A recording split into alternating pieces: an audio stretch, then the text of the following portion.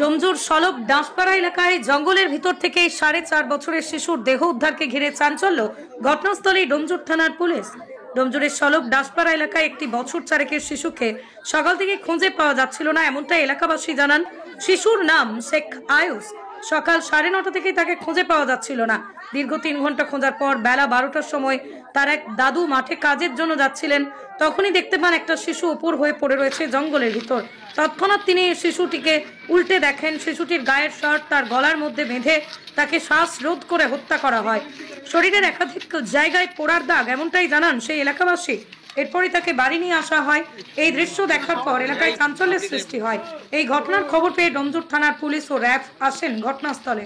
তবে কিভাবে ঘটলো এই ঘটনা খতিয়ে দেখছে পুলিশ।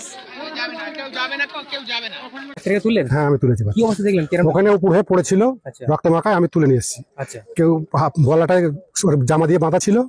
আমি ওকে তুলে নিয়ে চিল্লাবার পরে তুলে নিয়ে আর ছুটেছি। ছেলেরা অন্য ছেলে আছে, তাদের হাতে দিয়ে দিয়েছি। কিভাবে দেখলেন এখানে পড়ে আছে? ওখানে উপর হয়ে পড়ে আছে। মানে আপনি এদিকে এসেছিলেন? এদিকে আসছিলাম। আমি তো জলে ঘুরতে যাই, প্রত্যেক দিনই ঘুরতে যাই আমি জলায়।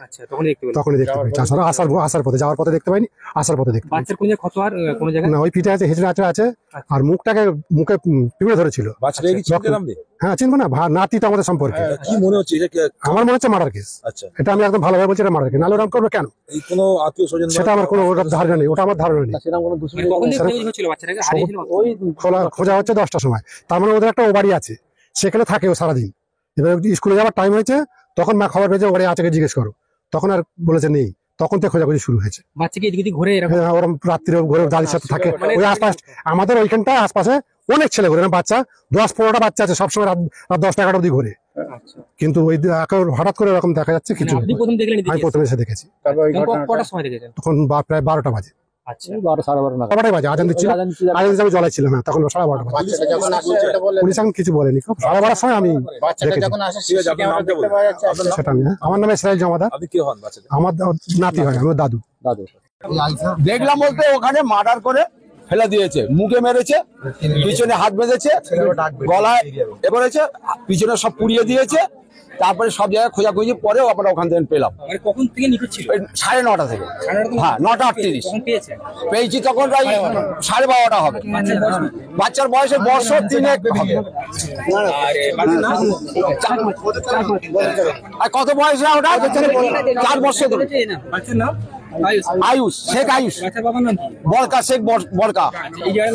এই দাসপাড়া। আপনি কি দেখলেন? জঙ্গলে কি দেখলেন? ওই জঙ্গলে গিয়ে দেখলাম পড়ে আছে। মানে দড়ি ফড়ি? হ্যাঁ, গলায় শার্ট বাঁধা আছে, পিছনে হাত বাঁধা আছে, মুখটা ছেদে দিয়েছে আর পুড়িয়ে দিয়েছে। আচ্ছা, কারোর সাথে কিছু মানে আক্রোশ ছিল? না, একদম এই ছেলের সাথে একদম কারোর সাথে কিছু নাই, কারোর সঙ্গে কিছু নাই। খুব ভালো ছেলে। বাড়ি থেকে আপনার 100 ফুট, না 100 ফুট হবে। 100 থানাকে জানিয়েছেন? থানাকেই জানানো হয়েছে, আসছে। বাবার সাথে কোনো সূত্রিত অবস্থা ছিল? না, ওদের কারোর সাথে না, কোনো সময় ঘটেনি। বাবার সাথে কোনো না, কারোর সঙ্গে নেই। কি মনে করছেন আপনারা, কে কারা করতে পারে? কে করেছে সেইটা আমরা বিচার চাই, আর চাই, তদন্ত চাই। আমার নাম শেখ রবিউল হাজি।